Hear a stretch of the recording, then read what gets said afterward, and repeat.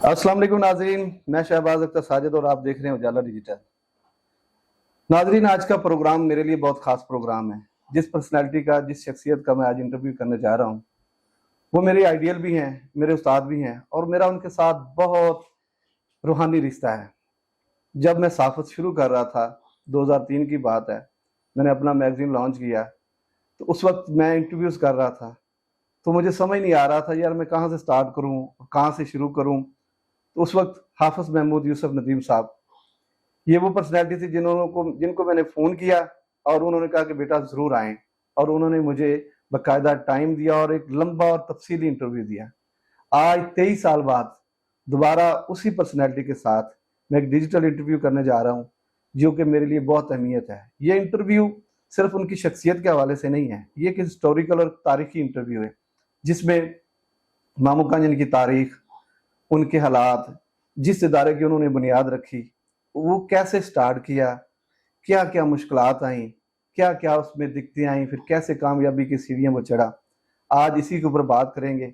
बिल्कुल नॉर्मल 73 साल की उम्र में मैंने आज उस्तादों को, जो अपने उस्ताद मोहतरम को मैंने तकलीफ दी है, तो बजाय इसको लेट किए मैं डायरेक्ट अपने उस्ताद के पास जाता हूँ और इंटरव्यू को बाकायदा आगाज़ करते हैं। जी उस्ताद मोहतरम, अस्सलाम वालेकुम, कैसे हैं सर? अल्हम्दुलिल्लाह, मैं ठीक हूँ।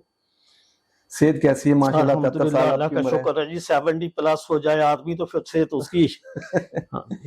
उस्ताद मोहतरम, बहुत शुक्रिया कि आपने अलालत में और इतनी आपकी एज का भी मसला है, तो आपने मुझे टाइम दिया, मेरे लिए ये बड़ा एहसास वाली बात है।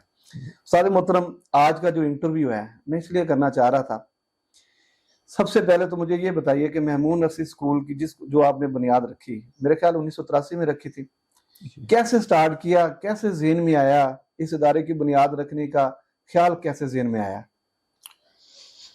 बिस्मिल्लाहिर्रहमानिर्रहीम। महमूद नर्सरी स्कूल की बुनियाद 30 अप्रैल 1983 को मैंने रखी। अल्लाह का शुक्र है, अल्लाह मियाँ ने मेरी बहुत मदद की, इलाके वालों ने बहुत सराहा इसको। शुरू में तकालीफ तो होती है, तो उस वक्त ये किसी के भी ज़हन में नहीं था कि यह प्राइवेट स्कूल भी को होता है। और तहसील उस वक्त तांबलेवाला नहीं थी, तहसील समुंदरी थी। तहसील समुंदरी का सबसे पहला प्राइवेट तालीमी इदारा महमूद नर्सरी स्कूल है। और अल्हम्दुलिल्लाह जिस नियत से मैंने खोला, जो मेरे तालीम उस वक्त था, और उस वक्त के प्राइम मिनिस्टर तक ये बात पहुंची कि एक प्राइवेट तालीमी इदारा ऐसा है, और उन्होंने वफाकी सेक्रेटरी तालीम से 10,000 रुपए इनाम वफाकी वजीर तालीम के जरिए इस इदारा को पहुंचाया, जिसका रिकॉर्ड मेरे पास भी मौजूद है, और वो चेक मैंने कैश करवाया। तो 30 अप्रैल पहला साल लोगों के ज़हन में ये था ही नहीं कि प्राइवेट तालीम भी दी जाती है। उस वक्त पहले साल में मेरे पास सिर्फ 35 स्टूडेंट्स आए।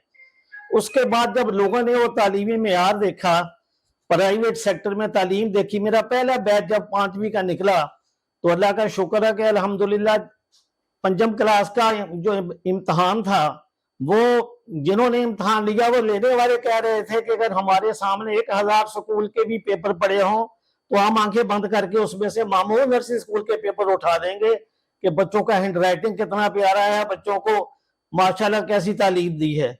और आज 43 ईयर्स हो गए, तो अल्हम्दुलिल्लाह उसी मेयार की तालीम चल रही है। अब मेरा बेटा, मैंने तो 30 ईयर्स का इल्म सीखा और 40 ईयर्स मैंने तालीम दी, बल्कि सीखा मैंने, आगे भी सीखा। अब मेरा बेटा मोहसिन महमूद है, माशाल्लाह, वो मुझसे भी बढ़कर इस इदारे को लेकर चल रहा है। तो अल्लाह का मेरी दुआएं हैं कि अल्लाह मियां इस इदारे को दिन दुगनी रात चौगुनी तरक्की अता करे। उस्ताद मोहतरम, सिलसिला अपना शुरू हो गया, स्कूल शुरू हो गया, थोड़ा पहला बैच आया, जारी गल सी, नवा इदारा सी, नवे हालात सी, सारी चीज़ां सी। ये फिर किस तरह जनाब पहले जिहड़ा तुहाडा रिजल्ट है सी बैच, उहदा रिजल्ट किस तरह आया? पहला बैच जब मेरा 1988 में आया ना, तो उस वक्त लोगों ने फिर ऐसे स्कूल की तरफ रुख किया कि वो सारा जो रिजल्ट भी 100% था और उसमें स्कॉलरशिप भी बच्चों के आए। तो यहाँ तक मैं आपको बताता हूँ कि उस दौरान नवाज शरीफ साहब वज़ीर आला थे और जनरल ज़ियाउल हक साहब वो थे सदर पाकिस्तान। तो मेरे एक दोस्त थे अदीब जावदानी, और जनरल सवार खां पंजाब के गवर्नर थे। तो उन्होंने हमें बुलाया और बुला के कहा कि भाई आप कुछ प्राइवेट तालीमी इदारे जो भुट्टो साहब ने नेशनलाइज कर लिए थे, अब कोई इस वक्त इस तरफ इन्वेस्टमेंट नहीं कर रहा, तो आप कुछ स्कूलों का मुझसे इफ्तिताह करवा दें।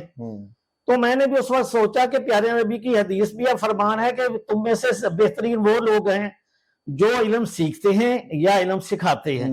तो मैंने यही बात लेके आ कि उम्र तो गुजारनी है, तो ये बेहतर क्यों नहीं है कि जब मैंने इल्म सीखा है अब मैं आगे अपनी नेशन को एक नेशन बनाऊं, अपने इलाके को, क्योंकि ये इलाका बड़ा बैकवर्ड एरिया था।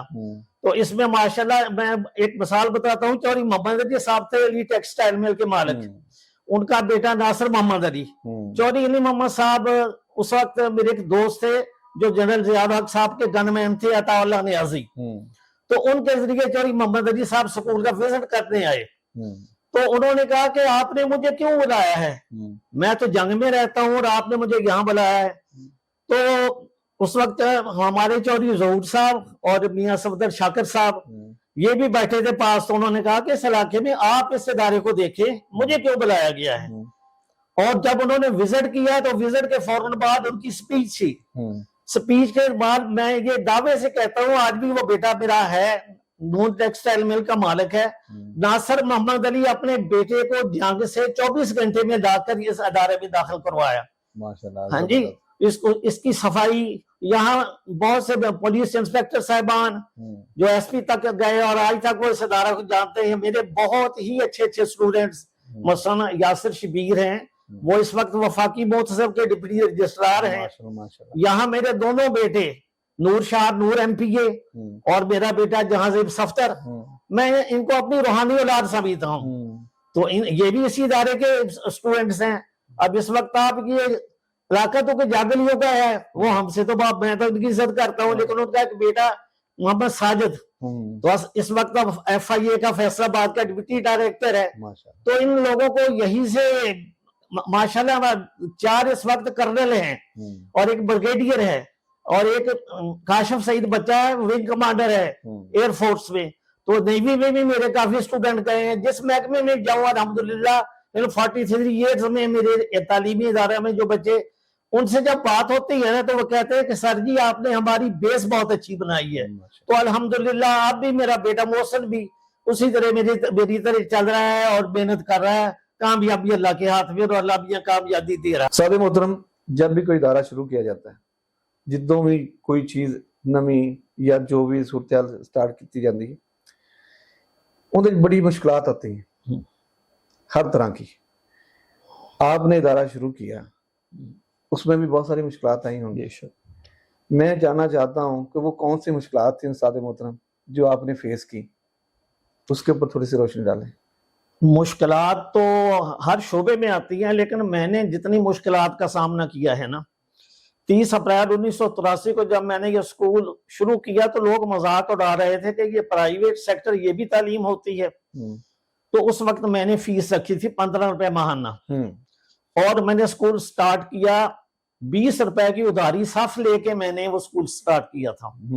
अल्हम्दुलिल्लाह इस वक्त स्कूल के 25 क्लासरूम हैं और उस वक्त मैंने मैट्रिक PTC टीचर से भी इतना अच्छा काम लिया कि हैंड राइटिंग बच्चों का और ये वो, और ऐसा भी वक्त आ गया कि इस इदारे में मुश्किलात तो इंतहा है, आपको बताई नहीं जा सकती।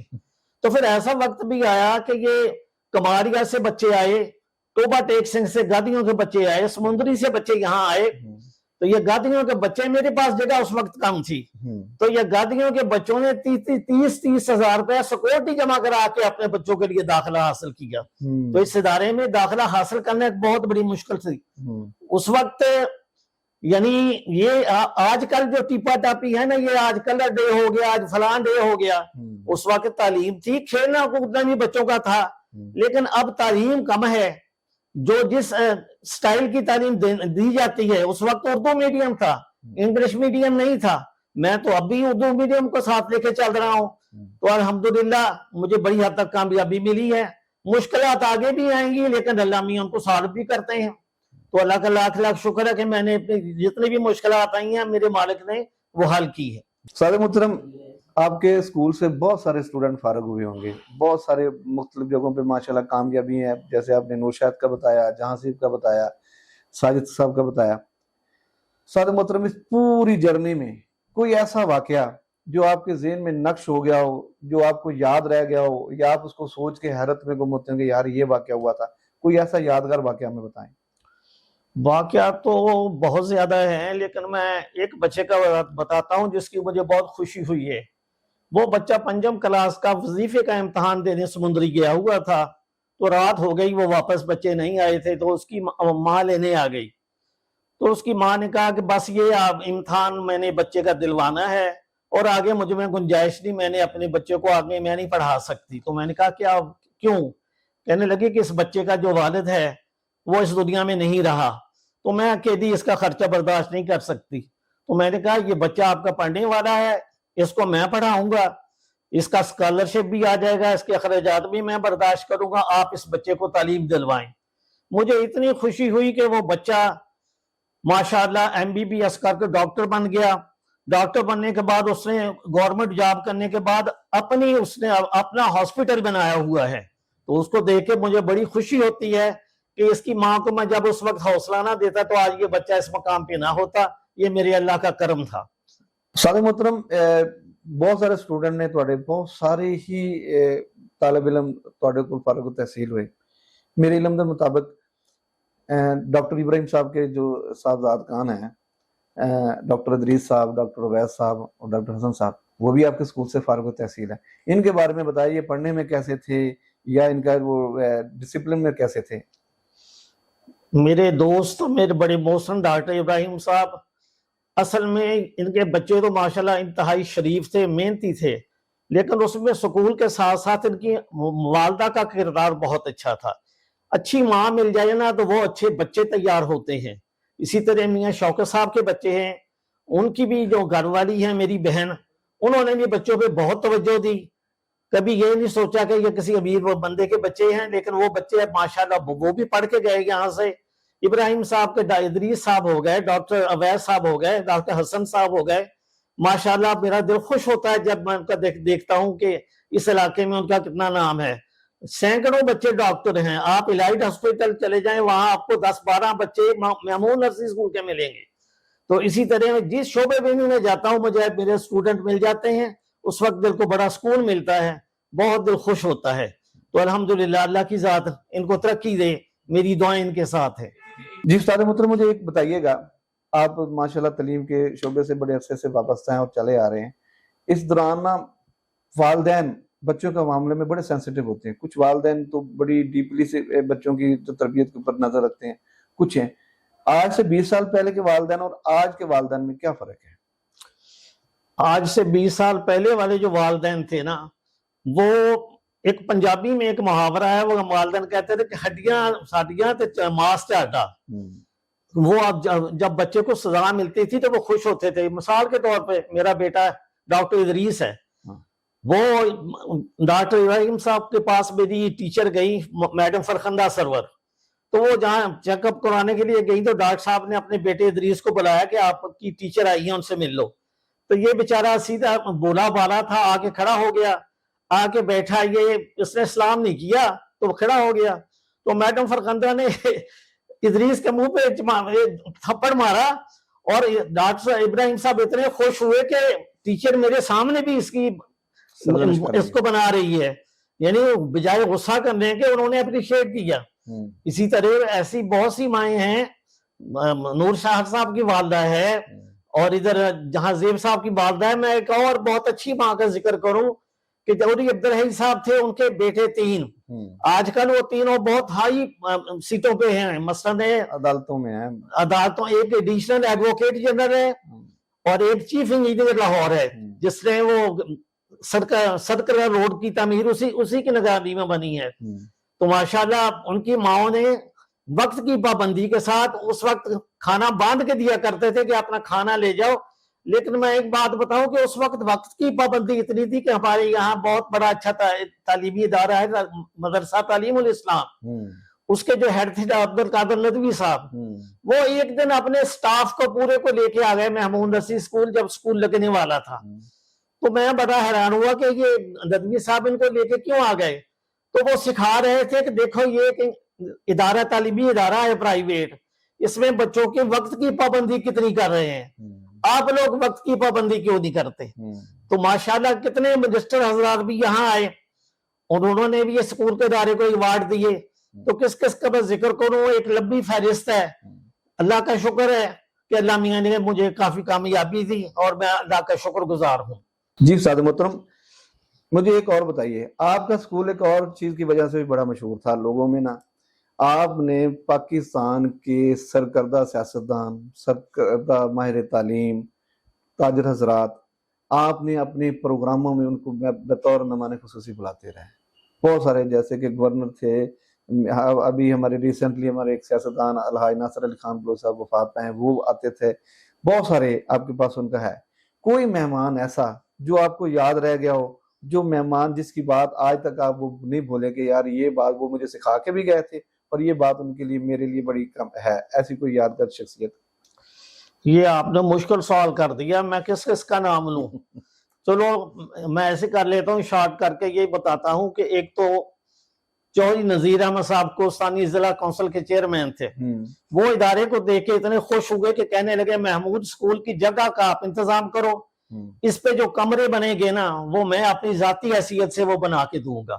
لیکن اللہ میاں نے ان کی زندگی نہ دی ان کو, وہ اپنا وقت پورا کر کے چلے گئے. لیکن ان کی دعاؤں کے سبب ماشاءاللہ آج ادارہ 25 کلاس روم اور ایک وسیع و عریض خوبصورت اسکول کی شکل میں موجود ہے. اور ہم نے کبھی بھی یہ قرض نہیں لیا, جتنے پیسے ہوں گے اتنے پیسوں کے حساب سے اپنا اسکول چلاتے رہیں گے. اور چودھری محمد علی صاحب آئے تھے تو اس وقت ہمارا ایک مسئلہ تھا, وہ اصل میں آئے تو تھے, وہ میں نے پہلے بھی ذکر کیا ہے, تو جناب عطا اللہ خان نیازی صاحب ڈی ایس پی تھے اور جنرل ضیاء الحق کے گن مین تھے.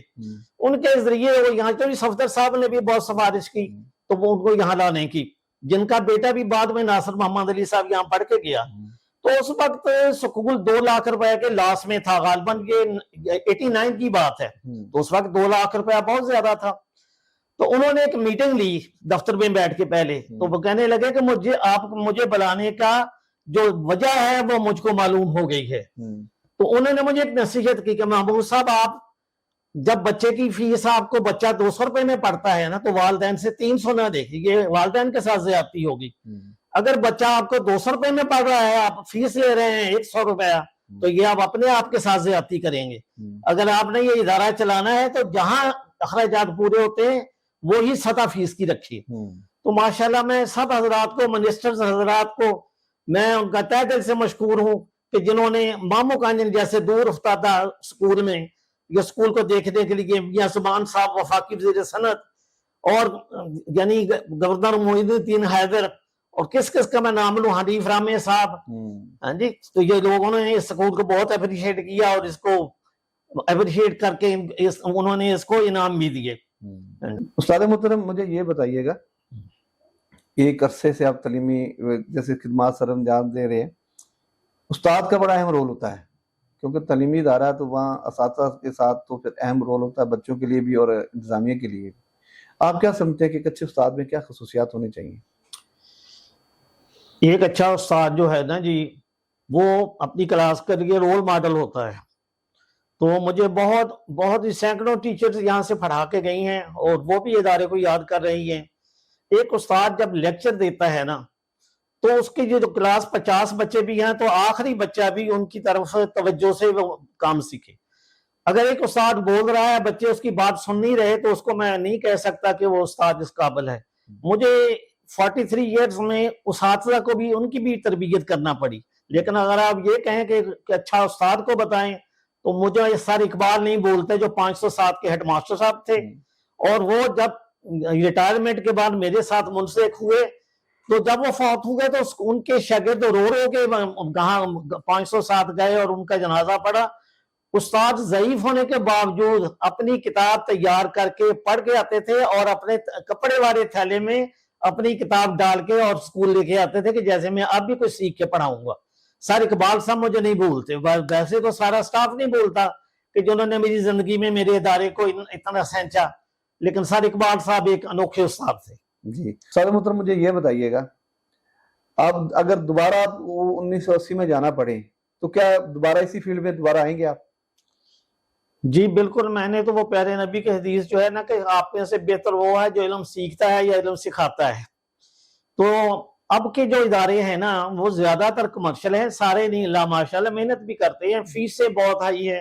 گورنمنٹ ہمیں اس نگاہ سے دیکھ رہی ہے کہ جو ایک ادارہ 1000 روپے فیس لے رہا ہے اس کے ساتھ بھی وہی سلوک ہو رہا ہے، ایک ادارہ 50,000 روپے فیس لے رہا ہے اس کے ساتھ بھی وہی سلوک ہو رہا ہے، وہی قانون ہے.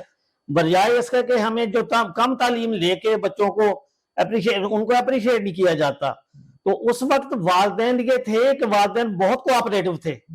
اب والدین بھی یہ سمجھتے ہیں کہ ہم پیسے دیتے ہیں، پیسے دے کے پڑھاتے ہیں، ہم کون سا مفت پڑھاتے ہیں. وہ جو استاد کا کہ احترام ہے نا اس میں میرا خیال ہے کہ 50% وہ کمی آ گئی ہے. یہ مناسب نہیں. استاد کو استاد کی نگاہ سے ہی دیکھنا چاہیے، سکول کے مالک کو بھی اس کا احترام، اس کی عزت اسی حساب سے ہو، نہ کہ ایک ملازم کی طرح ہو کہ ہم اسے پیسے دے کے تعلیم لے رہے ہیں. استاد محترم، آخر میں آج کی نوجوان نسل اور آج کے اساتذہ کو کوئی اہم پیغام جو آپ کی پوری 43 سالہ زندگی کا نچوڑ ہو. اس سوال کا جواب تو میں ایسے دوں گا کہ سب سے قیمتی چیز تو ہمارا ایمان ہے. اس کے بعد نمبر 2 پہ آتا ہے وقت. اسٹوڈنٹس سے میں یہ ان کو تلقین کروں گا کہ وقت کی قدر کرو، اپنا ٹائم ٹیبل سیٹ کرو. 5 وقت کی نماز بڑھ کے تہجد کی نماز اور اشراق کی نماز. ہم نے یہاں دنیا بھی کمانی ہے، ہم نے اپنی آخرت بھی کمانی ہے، مستقل ساری زندگی ہم نے یہاں نہیں گزارنی. تو یہ موبائل ہے، اس میں تعلیم بھی ملتی ہے، آپ وہاں سے یہ بجائے مائنس چیزیں سیکھنے کے آپ تعلیم سیکھیں. تو اس میں بھی آپ کو بہت ساری ووکیبلری آپ کو ملے گی اور آپ اس کو لے کے ذہین بچے بنیں گے اور اپنے ٹائم ٹیبل میں روزانہ ہر سبجیکٹ کو ہر توجہ سے اس کو یاد کریں. اگلے دن کا کام کر کے آئیں، نہ کہ آپ پچھلے دن کا کام کر کے آئیں. تو بچوں کے لیے میں کہوں گا کہ وقت کی قدر کرو، اور اساتذہ اکرام کو یہ کہوں گا کہ آپ بچوں پہ توجہ دیں. وہ قوم کے بچے ہیں، آپ کے بچے ہیں. آپ نے ایک اچھا پاکستانی بنانا ہے، اور اللہ میاں ہمارے ملک پاکستان کو بھی قائم و دائم رکھے، اور اچھے اسٹوڈنٹس جو ہیں، یہ نئی نسل آنے والی جو ہے وہ ماشاءاللہ کامیاب ہو. بہت شکریہ استاد محترم. ناظرین، آج کا یہ جو پروگرام تھا، ایک تو استاد محترم کی علالت اور اس کے اوپر ان کی جو ضعیفی ہے وہ بھی، اس لیے ہم نے چند سوالوں میں ہی سارے جو اپنی جو تشنگی تھی پورے کرنے کی کوشش کی ہے. انشاءاللہ میری کوشش ہوگی ان کی جب صحت بہتر ہوتی ہے تو میں ان کے ساتھ ایک نشست اور رکھوں گا، اور اس میں جو ہمارے جو سوال رہ جائیں گے، جو چیزیں ہماری ہیں اس کو ہم دوبارہ پروگرام میں بھی کریں گے. آج کے لیے اتنا ہی کافی. ملتے ہیں اگلے پروگرام میں. خدا حافظ. اجالا ڈیجیٹل، ایک نئی روشنی.